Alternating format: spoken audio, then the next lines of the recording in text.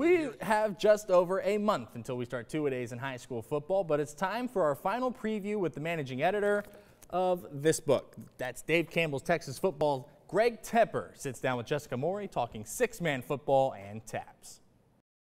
For the last time, we are joined by Greg Tepper, the managing editor, it's so sad, of Dave Campbell's Texas Football Magazine. And to wrap it up, we were talking six-man football and TAPPS. We're going to start with six-man in Class 1A. You got Jonesboro as the number 4 team in Class 1A. They made it to state last year. And then you got Coolidge coming in at number 8. That's in Division 1. What do you see from Jonesboro? So I'll tell you about Jonesboro first. They have some rebuilding to do. You know, they lose a fair amount of the team that made it to the title game last year. I know, but you know, at this point, I always think that the first title game is the toughest one to get to. The second one comes easier because you just say, hey, go do that. And I think that Eddie Gallegos can really kind of grab that and say, guys, we can do this again. Keep an eye on Coolidge, and not just this year, because they got a kid, Torrey Hoover. Remember that name, Torrey Hoover. He was sensational as a freshman last year, and I think he could be even better as a sophomore. Watch out for him. Watch out for the Yellow Jackets. And speaking of Coolidge, you've got them winning their District 14 1A Division 1. Abbott coming in second. They won a state title a few years back.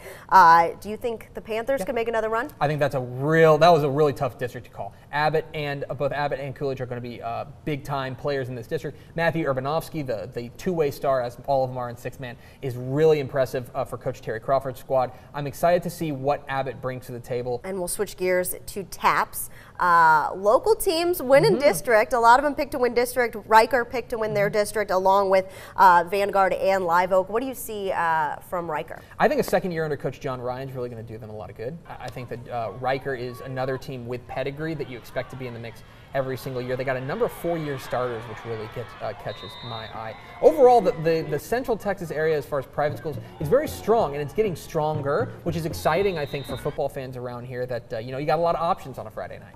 Thank you so much for joining us this entire week.